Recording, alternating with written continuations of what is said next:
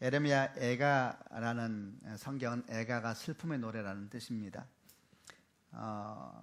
이스라엘의 선지자였던 유다의 선지자였던 예레미야가 슬픔 가운데 불렀던 노래를 저희가 함께 보려고 하고, 오늘 우리가 이 슬픔의 노래를 함께 부르게 된 것은 몹시 슬픈 일입니다.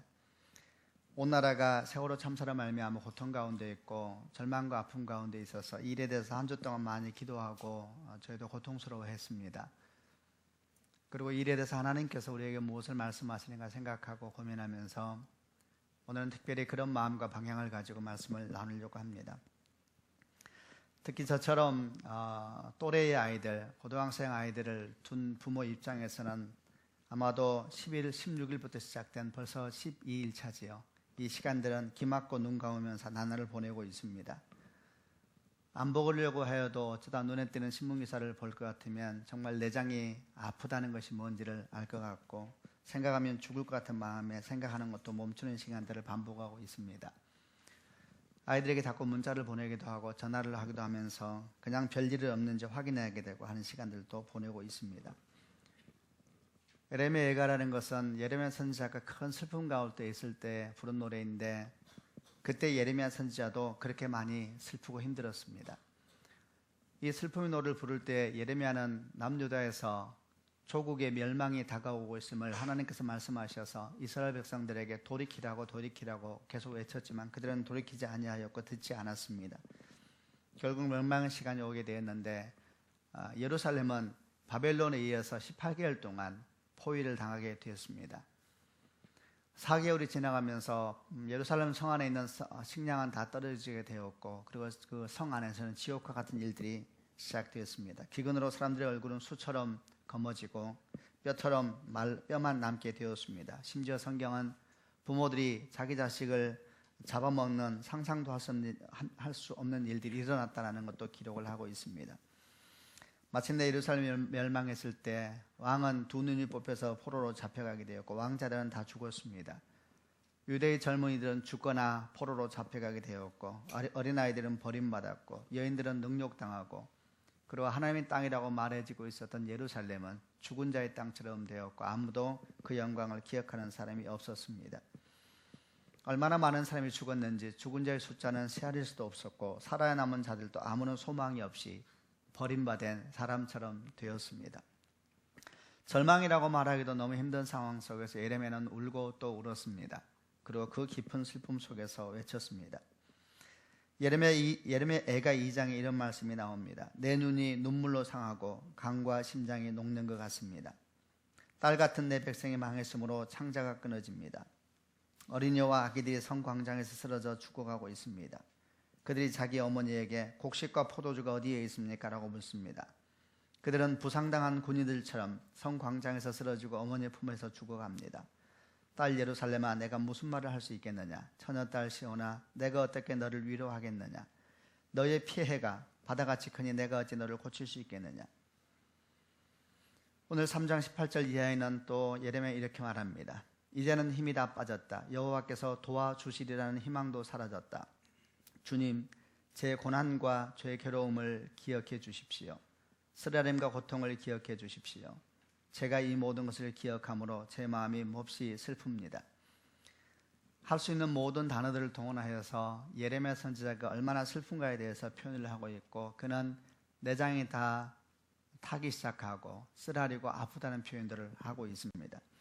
어떤 위로도 위로가 되지 아니하고 그 고통을 생각할 때마다 죽을 것 같은 마음 때문에 예레미야가 고백을 하고 있는 내용입니다.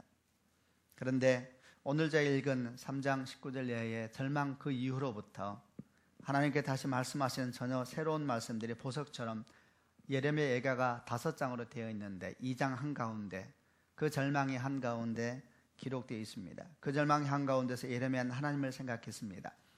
힘들고 지치고 소망이 없었지만 힘을 다해서 하나님을 생각했습니다. 그러자 하나님께서는 그 마음에 어둠 속에 한 줄기 빛과 같은 소망을 심어주셨습니다. 제 고난과 쓰라림을 기억해 주십시오. 이 모든 걸 생각함으로 심히 낙심이 됩니다. 그러나 중심에 회상하여 본즉 내가 깊이 주님을 생각하여 싸우니 오히려 소망이 있사오면 여호와의 자비와 긍휼이 무궁하심으로 우리가 진멸되지 아니함이니이다. 이것이 아침마다 새로우니 주의 성실이 크십니다. 주께서 인생으로 고생하며 근심하게 하심이 본심이 아니십니다. 마치 어둠 속에서 빛나는 작은 별빛처럼 그 별빛이 예레미야의 심장과 마음을 비추기 시작하였고 분명코 그리고 단언컨대 그 불빛은 한순간에 예레미야의 모든 마음을 다 채워버렸습니다. 그리고 그일로 말미암아 예레미야는 다시 소망이라는 무엇인지, 하나님께서 이 무너진 이스라엘 가운데, 이 죽어가는 백성 가운데, 어둠밖에 없는 시대 가운데서 버리지 않는 꿈이 무엇인가에 대해서 생각을 하게 되었고, 그 꿈에 대해서, 그 하나님의 약속에 대해서 기록을 하고 있는 것입니다. 여호와께서 주께 희망을 두는 사람과 주께 도움을 청하는 사람에게 선하십니다. 조용히 여호와의 구원을 기다리는 게 좋습니다. 주께서 힘든 일을 맡기셨으므로 홀로 앉아서 조용히 있어야 합니다. 겸손하게 입을 땅에 대고 혹시 희망이 있을지도 모르기 때문입니다. 주님은 백성을 심판하거나 슬프게 하는 것을 즐거워하지 않으십니다. 곳곳에서 이 절망 가운데 희망에 대한 메시지를 이야기하고 있는 것입니다. 저는 바로 이 슬픔의 이야기들이 오늘 우리 가운데 일어나고 있다고 생각을 하고, 그리고 저희 또한 예레미야처럼 그 슬픔 가운데서, 절망 가운데서 하나님의 소망이 무엇인가에 대해서 깊이 생각을 해야 합니다. 어떻게 할 수 없는 슬픔이 계속되고 있고, 아직도 그 슬픔은 끝나지 않았고, 아직도 100명이 넘는 우리 아이들이 시신이 발견되지 않고 있고, 그들의 생사도 확인되지 않고 있습니다. 우리도 예레미야처럼 울고 또 울면서 하나님의 은혜를 구해야 합니다. 그리고 물어야 합니다. 하나님, 나는 그리스도인으로서 지금 이 시대를 어떻게 살아야 합니까? 하나님, 이 시대 가운데서 예레미야 때 주셨던 것 같은 소망의 빛은 어디에 있습니까? 우리는 지금 무엇을 해야 되고 어떻게 해야 되며, 이 절망은 오늘 우리에게 무엇을 외치고 있는 것입니까? 계속 질문을 해야 합니다. 사실은 우리가 이 세월호의 참사 가운데서 당황하고 죽을 것 같은 마음의 어려움을 겪고 있는 것은 단순히 죽음이라는 사건만 때문은 아닙니다. 엄청난 숫자 때문이고, 그리고 그 숫자 가운데 대부분이 우리 아이들과 또래와 같은 청소년들이라는 사실 때문입니다. 이번 참사의 실종자와 사망지수가 302명이었는데 그 중에 250명이 단월구 아이들, 고등학생 아이들이었습니다. 우리가 이것을 견딜 수가 없는 것입니다. 기가 막힌 일입니다. 그런데 여러분, 우리가 이런 절망 속에서 괴로워하고 있으면서 동시에 우리는 이런 참사 속에서 우리가 생각지 못한 또 다른 것에 대해서 소식을 듣게 되고 고민하게 되고, 그리고 맞닥뜨리게 되었습니다. 여러분 혹시 알고 계십니까? 이 아이들보다 더 많은 아이들이 매년 이 땅에서 죽어가고 있다는 것을 말입니다. 병이나 교통사고와 같은 사망을 말하는 것이 아니라 그보다 더 많은 아이들이 스스로 자기 목숨을 끊고 있는 청소년 자살자들에 대한 이야기입니다. 2008년도에 15살부터 19살까지 스스로 자살한 청소년들이 269명, 2009년도에 369명, 2010년도에 292명, 매일 한 명의 청소년들이 사고 때문이 아니라 스스로 뛰어내리고 자기 손목을 끊으면서 인생을 끝내고 있다는 것입니다. 통계청의 조사에 의하면 청소년들이 자살을 생각하는 가장 큰 이유가 진학 문제와 성적 때문이라고 합니다. 저는 세월호의 참사 때문에 과연 이 땅 가운데 죽음의 역사가 어떻게 일어나고 있는 것일까 조사해보고 알아보면서 충격에 빠졌습니다. 혹시 내가 통계를 잘못 본 것은 아닐까? 다시 보고 또 보았습니다. 그리고 생각했습니다. 누가 우리 아이들을 죽음으로 내몰고 있는 것일까? 아이들만이 아닙니다. 더 충격적인 사실은 2010년도에 우리나라 전체 자살자 수가 15,000명 이르고 있는데 지금도 그 숫자에서는 크게 차이가 없을 것 같습니다. 매일 40명 이상의 사람들이 스스로 목숨을 끊고 있는 것입니다. 이 인원이면 일주일이면 이번에 세월호 참사에서 죽었던 사람들 숫자와 거의 맞먹는 숫자가 돼가는 겁니다. 세월호 참사는 우리에게 말할 수 없는 슬픔과 절망을 주고 있는데, 그러나 동시에 세월호 참사는 우리에게 우리가 그동안 눈 감고 있었고 귀 막고 있었고 마치 내일이 아닌 것처럼 생각하였던 이 땅의 죽음의 현실에 대해서 우리로 하여금 다시 눈뜨게 하고 있는 것입니다. 그리고 이를 생각하면서 이것은 죽음의 사건이 아니라 죽음의 행진이구나 라는 생각이 들었습니다.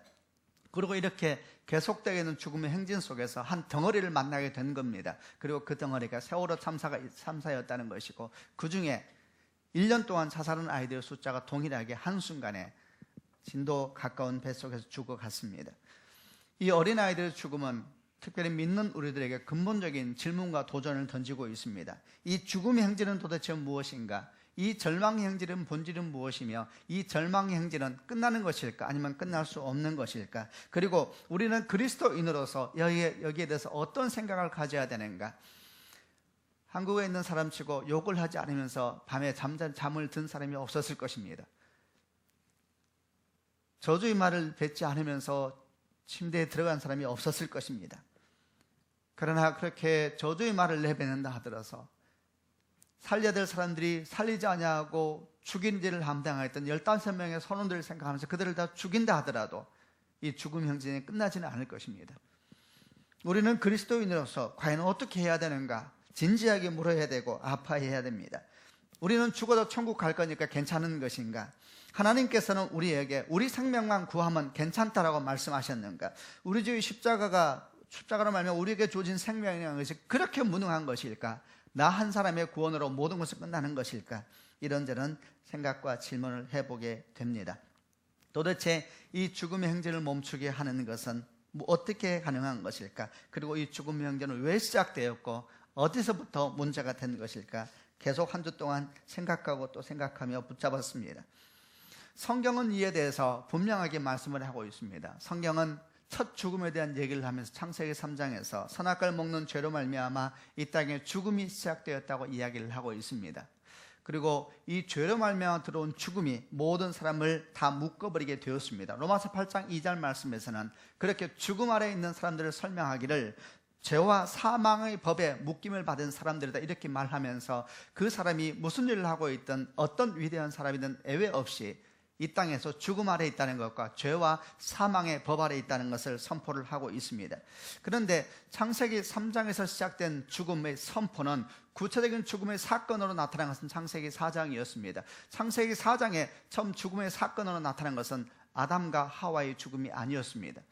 그것은 아담과 하와가 낳았던 자녀인 현 가인과 동생 아벨 사이에 일어난 사건이었습니다. 형 가인이 동생 아벨을 죽인 사건입니다. 하나님께서 너는 죽게 될 것이다 말씀하였던 사람은 아담과 하와였는데 그 죽음의 현상이 실질적으로 나타난 것은 자기만 죽는 것이 아니라 다른 사람을 죽이는 죽음의 사건으로 나타나게 된 겁니다.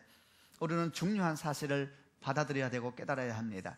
죄로 말미암아 죽음 아래에 있는 사람들은 자기만 죽는 것이 아니라 다른 사람도 죽이는 존재가 되었다는 것을 성경에서는 분명히 말하고 있는 겁니다. 죽음의 숙명 아래 있는 모든 사람들은 사실은 죽이는 일을 하고 있는 사람들입니다. 그러므로 사람의 인구수가 늘어나면 늘어날수록 사람들의 손이 닿는 곳마다 이 죽음의 역사는 반복되어 왔었고, 그리고 우리는 그 일에 대해서 너무 둔해져 버린 것입니다. 그리고 그 한가운데서 이 거대한 죽음의 행진 가운데서 뭉텅거려 나타난 한 사건을 만나게 된 겁니다.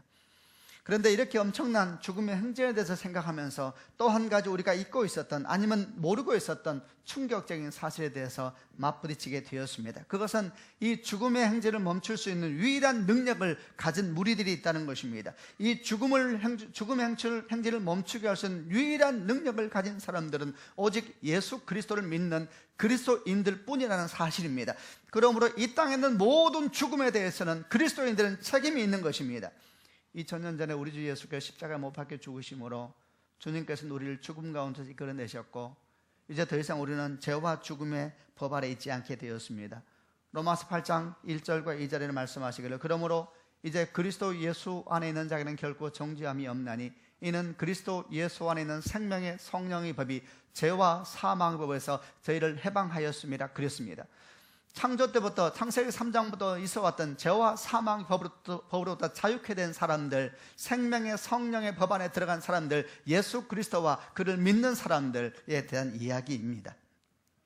죄와 사망의 법 아래 있던 아담과 하와, 그 이후에 있었던 모든 인생들은 죽이는 사람이 된 것처럼 생명의 성령의 법 아래 있는 사람들은 자기만 살 뿐만 아니라 살리는 역할을 하는 사명을 부여받은 존재가 됐다는 것입니다. 그러므로 다시 말하건대 이 땅에 있는 모든 죽음에 대해서 그리스도인은 자유로울 수가 없는 것입니다.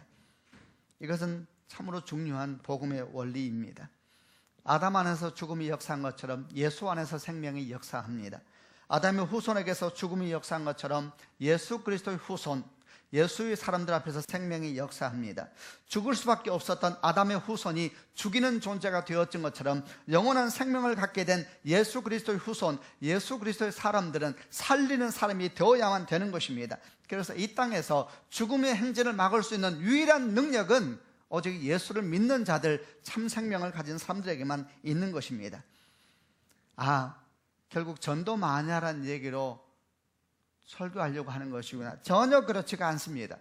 오히려 전도란 말을 빼고 싶습니다. 우리가 지금 고민하고 있고 아파하고 있는 것은 만약에 예수 믿는 사람들이 이 땅에서 정말 생명을 전하는 사람으로 살았다면 이 현실 가운데서 이런 일들이 과연 반복될 수 있었을까라는 진지한 고민 때문에 하는 것입니다.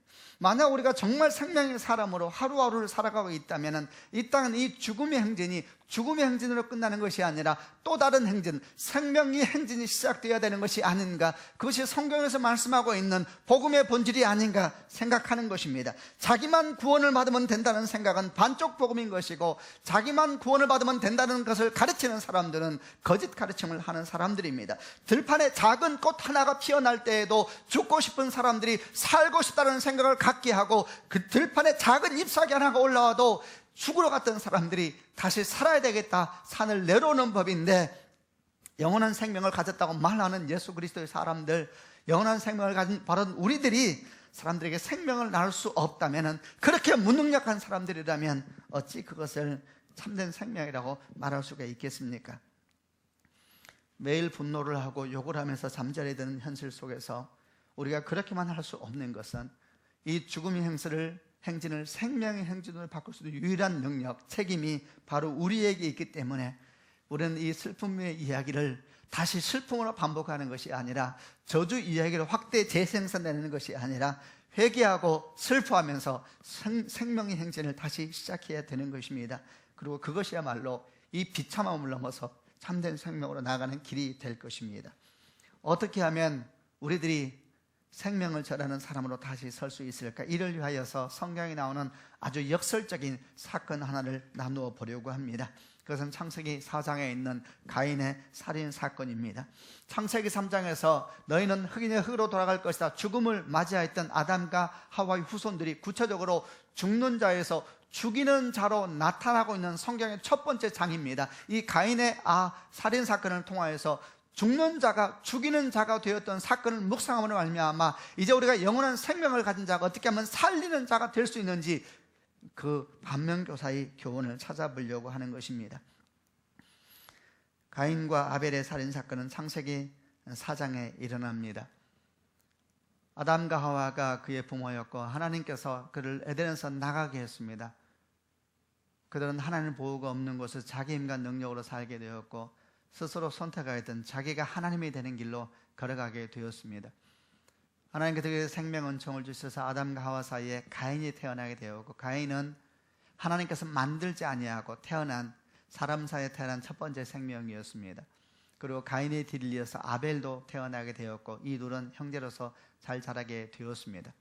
그런데 어느 날 이들이 하나님께 제사를 드리게 되면서 문제가 불거지기 시작하고, 이 제사로 말미암아 그들 마음에 있었던 죄의 본성들이 급격하게 세상 가운데 드러나기 시작합니다.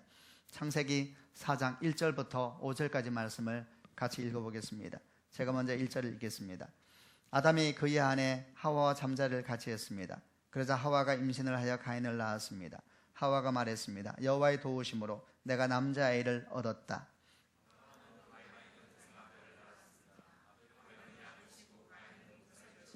세월이 지난 뒤에 가인은 땅의 열매를 하나님께 제물로 바쳤습니다.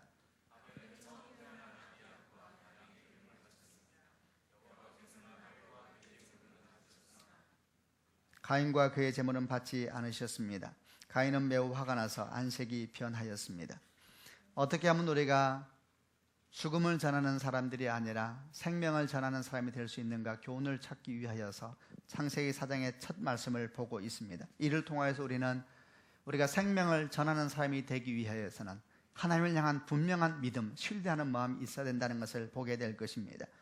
가인과 아벨의 살인 사건의 비극이 일어난 동기는 제사 때문이었습니다. 놀랍게도 하나님께 드리는 제사 때문에 이 사건이 밖으로 드러나게 되었습니다. 하나님께서 두 명이 같이 제사를 지내는데 동생 아벨의 제사는 받으셨는데 형 가인의 제사를 받지 않았던 것입니다. 어떻게 보면 이 사건이 문제의 시작이 된 것처럼 느껴집니다. 모든 문제는 하나님께 있는 것처럼 느껴지지만 그렇지 않습니다. 하나님의 이 제사 사건으로 말미암아 그들 안에 있었던 본질적인 죄의 문제가 밖으로 드러나는 계기가 된 것입니다. 하나님은 모든 것을 제사로 말미암아, 예배로 말미암아 드러내시고 계셨습니다. 가인은 자기 제사가 하나님 위해서 받지 않아졌다는 사실을 알았을 때 그는 얼굴이 붉어지고 분노하면서 마침내 성경은 동생 아벨을 들에서 죽이는 사건까지 확대되게 되었습니다. 이 사건이 인류 최초의 죽음인데 이 사건에 대해서 히브리서 11장에서는 아주 짧은 본문으로 이 사건의 본질이 뭔가에 대해서 설명을 하고 있습니다. 아벨은 믿음으로 가인보다 더 나은 제사를 하나님께 드려서 의인으로 칭함을 받았다, 이렇게 기록이 되어 있습니다. 히브리서 11장에서는 창세기 4장에는 최초의 죽음의 사건을 믿음과 불신이 부딪히는 사건이라고 요약하고 있는 것입니다. 하나님은 가인이 믿음의 사람이 아니었다라고 이야기를 하고 있는 것입니다. 그리고 바로 거기에서 모든 비극은 시작되었습니다. 모든 죄와 죽음에는 근본적인 뿌리가 있고 이것을 우리는 원죄라고 말하기도 합니다. 그 죄의 뿌리는 하나님을 향한 불신입니다. 하나님을 신뢰하지 않는 마음입니다. 그리고 이 마음은 하나님을 알면서도 하나님께 합당한 영광을 돌리지 아니하는 마음이고 심지어 하나님을 예배하면서도 정작 그 하나님을 신뢰하지 않는 마음입니다. 가인이 그랬습니다. 그는 하나님을 신뢰하지 않았습니다. 바로 거기에서 믿음 없는 예배가 나왔고 바로 거기에서 그 예배가 거절당했을 때에 분노하면서 하나님 앞에 서 있는 모습이 나오고 있는 것입니다. 하나님을 신뢰하지 않는 사람, 그 사람은 자신이 하나님이 되는 것이고 하나님 앞에서 분노하고 자기 생각과 자기 계획이 맞다고 생각하는 사람입니다. 그런데 여러분, 정말 놀라운 사실은 가인의 행동에서만 나오는 것이 아니라 이 가인이 하나님의 음성을 직접 듣는 사람이었다는 것입니다. 오늘날 얼마나 많은 사람들이 하나님의 음성을 직접 듣기를 원한다고 이야기를 하고 있습니까? 여러분, 가인이 하나님의 음성을 직접 듣는 사람이었습니다. 그러나 그것이 무슨 소용이 있었습니까? 가인은 하나님께 예배하는 사람이었고 음성을 직접 듣는 사람이었고 게다가 그의 부모 아담과 하와는 하나님이 직접 만든 창조물이었고 그리고 아담과 하와는 하나님께서 만들어주신 에덴에서 살았던 사람들입니다. 아담과 하와가 가인과 아벨에게 에덴 얘기를 했었겠습니까? 안 했겠습니까? 했을 것입니다. 그럼에도 불구하고 가인은 하나님을 신뢰하지 않았습니다. 그는 알고 있었지만 신뢰하지 않았습니다. 하나님을 신뢰하지 않았기 때문에 하나님 말씀에 대해서 귀를 기울이지 않았고 자기 생각과 자기 계획을 우선순위로 생각하고 살았던 것입니다. 사람들은 하나님 말씀보다 세상의 말을 더 신뢰합니다. 하나님 말씀보다 자기 생각을 더 신뢰합니다. 하나님 말씀보다 세상에서 성공한 사람들, 세상에서 탁월한 사람들, 세상에서 인정받는 사람들의 말에 귀를 기울이려고 하고 그들의 말을 듣기 위하여서 그들의 처세술을 배우기 위하여서 엄청나게 돈을 지불하고 수고를 감수하는 것을 기꺼이 하려고 합니다. 오마이 현이라고 말하는 워렌 버핏은 너무 유명한 사람입니다. 세계에서 가장 부유한 사람 중에 한 명이죠. 이 사람은 매년 자신과의 점심시간에 수십만 불의 정심을 수십만 불의 경배를 붙인다고 합니다. 장난 같은 이야기지만 매번 정말 수십만 달러, 우리 돈은 수억 원에 달하는 돈을 지불하고 사람들은 그와 식사를 하면서 서너 시간 그의 지혜를 듣기 위해서 경매를 붙는다는 것입니다. 2012년도에는 346만 달러, 약 40억이라는 돈을 지불한 사람이 워렌 버핏과의 정심 식사를 통하여서 서너 시간 그의 인생의 조언을 배우고 들었다고 합니다. 여러분, 그런데 이렇게 세상 사람들이 하나님의 말씀을 통하여 인생을 만들려고 하는 것이 아니라 세상 사람들의 지혜를 통해서 그의 성공을 배우려고 하고 그의 처세술을 배우려고 하는 것은 전혀 이상한 것이 아닙니다. 이상한 것은 그게 아니라 하나님을 아는 사람들, 예배하는 사람들, 음성을 듣는다는 사람들이 바로 똑같은 행동을 하고 있다는 것이 이상한 것입니다. 많은 그리스도인들 중에서는 하나님의 말씀보다 세상의 말을 찾기 위하여서 세상의 말에서 인생의 방향을 찾기 위해서 달려가기에 바쁩니다. 그들은 말씀을 모르는 것이 아닙니다. 그들 집에 성경에 꽂혀 있지 않은 것도 아닙니다. 그들이 예배하지 않는 것도 아닙니다. 그들이 기도하지 않는 것도 아닙니다. 다만 신뢰하지 않는 것뿐입니다. 다만 하나님의 말씀을 세상 말보다 뒷순위에 두는 것뿐입니다. 사도 바울은 이런 믿는 자들의 모습에 대해서 말씀하기를 로마서 1장 21절 이하 이렇게 말합니다. 사람들은 하나님을 알면서도 하나님께 영광을 돌리지 않고 하나님께 감사하지도 않습니다. 오히려 사람들은 헛될 것을 생각하며 그들이 어리석은 마음은 어둠으로 가득 찼습니다. 사람들은 자기들이 지혜롭다고 생각하지만 사실은 어리석습니다. 또 사람들은 불멸의 하나님의 영광을 죽을 수밖에 없는 인간이나 새나 짐승 또는 뱀과 같은 모양으로 바꾸어 버렸습니다. 누가 이 땅의 죽음의 행진을 생명의 행진으로 바꿀 수 있는가? 분명한 것은 가인의 뒤를 따라가는 사람은 그 일을 할 수 없다는 것입니다. 하나님의 말씀보다 세상의 말을 더 사랑하는 사람들은 결코 이 땅에서 생명의 행진을 다시 시작할 능력은 없습니다. 하나님께 예배한다 하더라도, 하나님께 기도한다 하더라도, 하나님의 말씀을 나는 믿는다라는 말을 한다 할지라도 그 말씀을 따라 살아가는 것이 아니라 세상의 말을 따라 인생을 계획하는 사람들은 결코 하나님의 생명의 역사는 일으킬 수 없습니다. 하나님의 세상의 지혜보다 하나님의 미련함을 택하는 사람들, 세상의 말을 듣는 성공보다 하나님의 말씀을 듣는 실패를 택하는 사람들, 바로 그 사람들이야말로 죽음의 행진 한가운데서 생명의 역사를 시작할 수 있는 사람들입니다. 바로 이들이야말로 그들의 자녀들에게 생명을 흘러가게 만들 것이고, 바로 이들이야말로 그의 자녀들의 가족들에게 생명을 흘러가게 만들 것이고, 바로 이들이 민족과 그리고 역사 가운데 죽음의 행진과는 전혀 다른 생명의 행진을 시작하는 사람이 될 것입니다. 창세기 또 4장 5절부터 7절까지 그 이후의 말씀을 계속해서 읽어보겠습니다. 5절, 6절, 7절인데 제가 먼저 5절 읽겠습니다. 가인과 그의 재물은 받지 않으셨습니다. 가인은 매우 화가 나서 안색이 변하였습니다. 6절.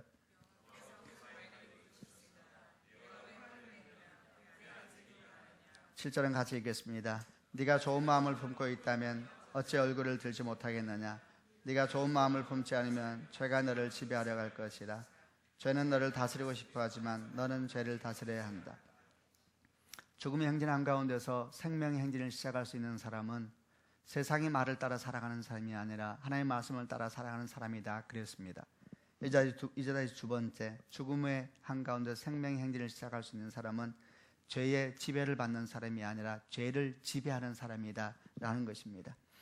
가인은 하나님께 자기의 제사를 거부했을 때에 얼굴을 붉어지면서 분노하기 시작했습니다. 우리는 가인의 마음에 일어난 일종의 흐름을 잠깐 묵상해 볼 수가 있습니다.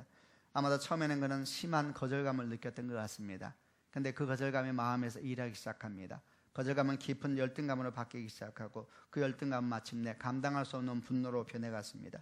그리고 그 분노는 언제부터인가 죽이고 싶은 마음까지 확장돼 갔습니다.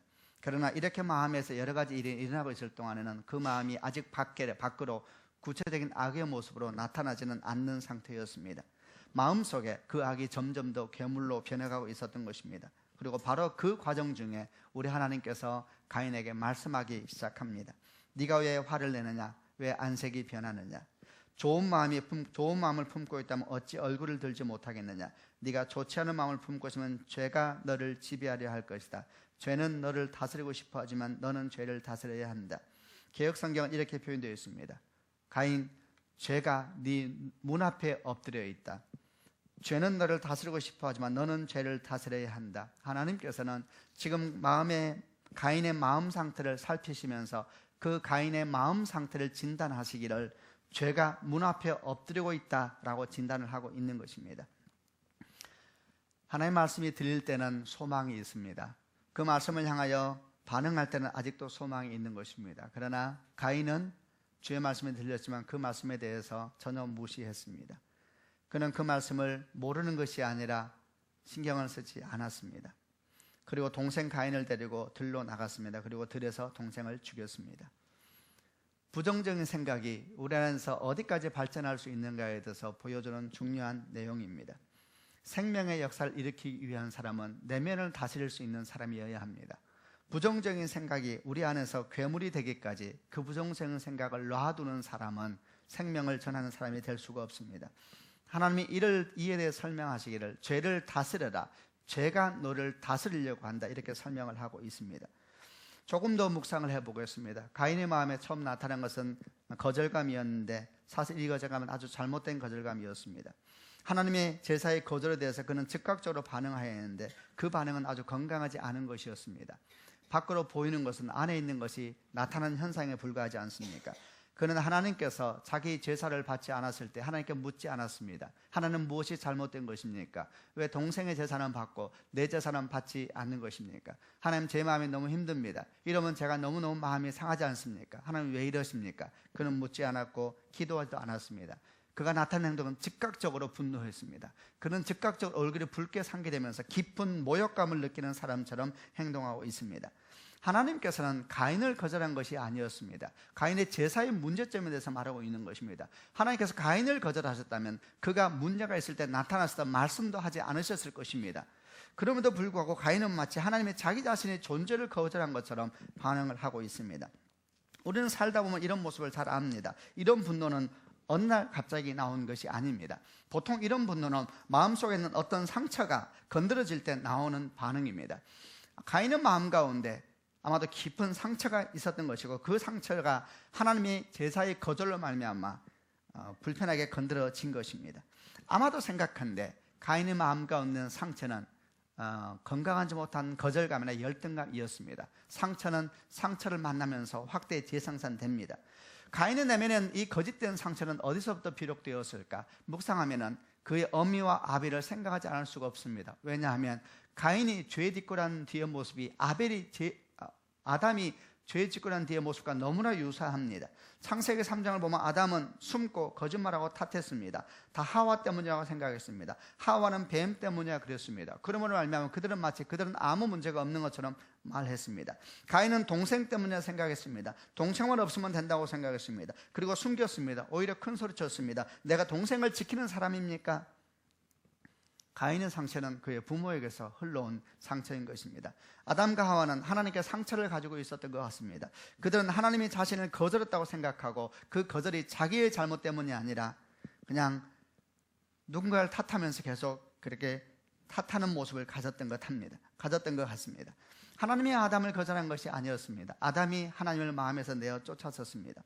하나님의 가인을 거절한 것이 아니었습니다. 그의 잘못된 제사를 지적함으로 말미암아 그가 돌아오도록 한 것입니다. 그러나 탓하면서 자신은 문제가 없는 것처럼 행동하면서 다른 사람을 향하여 분노하고 억울해하고 있는 모습은 아담이나 가인이나, 그리고 그 뒤에 아담과 가인의 뒤를 따라가는 사람이나 똑같은 현상으로 나타나는 것입니다.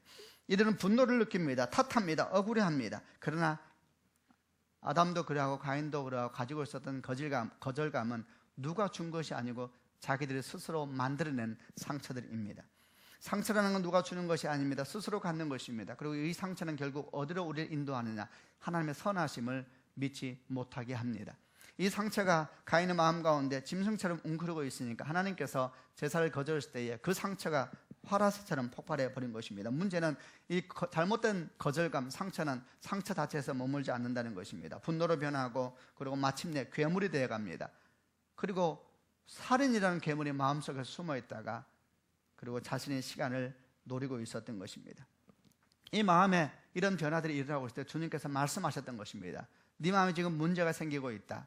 죄가 너를 다스리려고 한다. 네가 죄를 다스려라.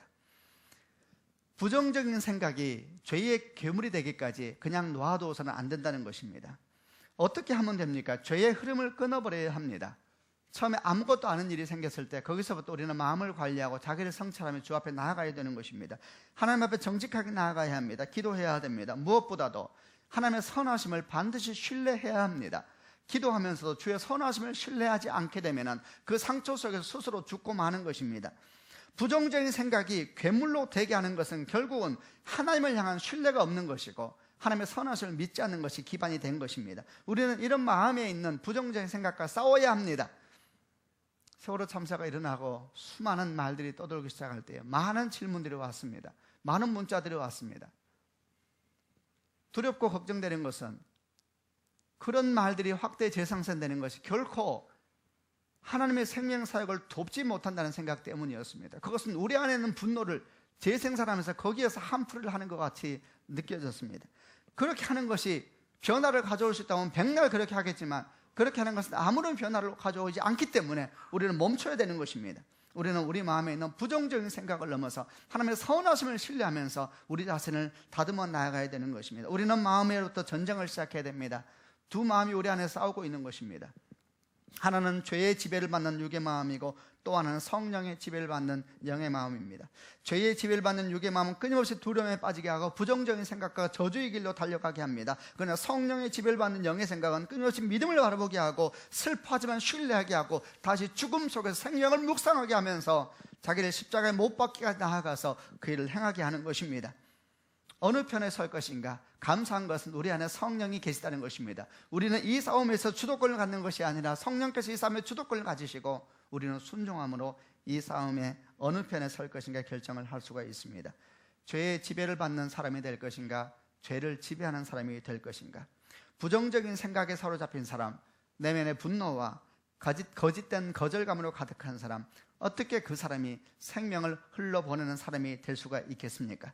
부정적인 생각을 걷어버리고 믿음의 생각을 가지고 나아가는 사람이 절망 속의 희망을, 죽음의 행진 속에 생명의 행진을 시작하는 사람이 될 것입니다. 여러분 축복합니다. 여러분 마음 가운데, 우리 마음 가운데 모든 부정적인 생각을 걷어버리고 주를 향한 믿음의 생각과 생명의 생각으로 가득한 축복이 있기를 바랍니다. 마지막 세 번째, 생명을 흘러보내는 사람이 되기 위해서 우리가 반드시 기억해야 될 것이 있습니다. 그것은 살인은 들에서 일어났다는 것입니다. 4장 8절 말씀에 가인은 자기 동생 아벨에게 들로 나가자 하고 말했습니다. 그들이 들로 나가 있을 때에 가인은 자기 동생 아벨을 죽였습니다. 죽음의 사건은 들에서 일어났습니다. 잊어서는 안 됩니다. 공동체는 아주 소중한 것입니다. 공동체에 어떤 상처가 있다 하더라도 공동체는 다시 재건되어야 합니다. 하나님의 교회가 아무리 한심해 보여도 교회는 다시 재건되어야 합니다. 공동체가 흔들릴 때 생명을 흘러보내는 능력도 흔들리는 것입니다. 지금 시대는 공동체를 규정이 여기는 시대가 아닙니다. 깊은 개인주의가 흐르고 있고, 가정도 마찬가지입니다. 핵가족 시대가 시작되는 너무나 오래되었고, 회사도 교회도 마찬가지입니다. 가인이 속해 있었던 공동체는 너무나 건강하지 않았습니다. 부모가 가지고 있었던, 아담과 하와가 가지고 있었던 잘못된 거절감이 자녀에게 그대로 흘러가고 있었습니다. 말을 통하여, 행동을 통하여, 눈빛을 통하여. 누군가는 말할지도 모릅니다. 그래도 아벨은 선하지 않았느냐? 아담과 하와의 집안의 흐름을 보여주는 것은 아벨이 아니고 가인입니다. 고대에 있어서 장남과 차남의 차이는 비교할 수도 없었습니다. 장남은 아비의 능력이고 아비의 기력이 시작이었습니다. 아담과 하와와 함께한 것은 가인이었을 것입니다. 그래서 이제 가인은 정말 아담을 많이 닮았습니다.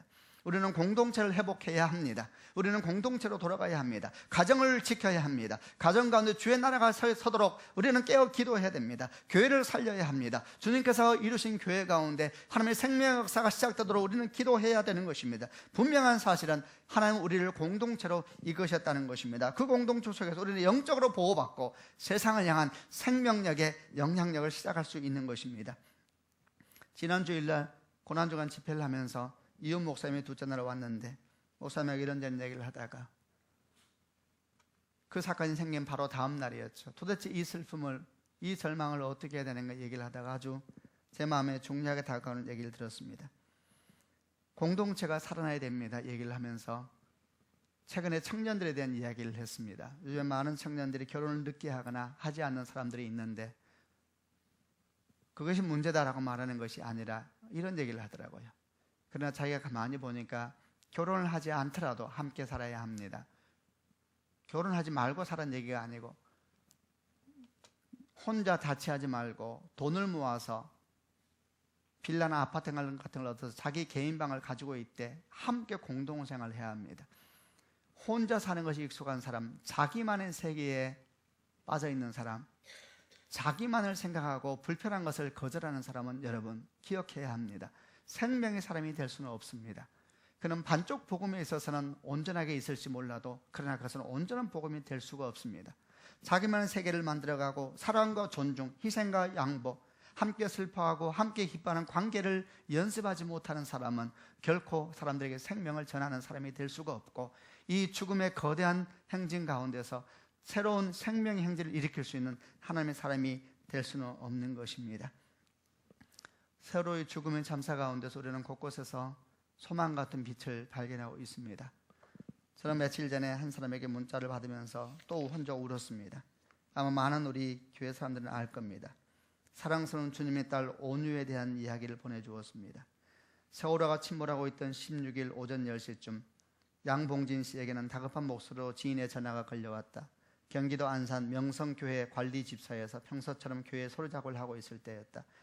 지인이 시킨 대로 TV를 켜보니 배가 가라앉고 있었다. 단원고 2학년인 딸 온유가 탄 배였다.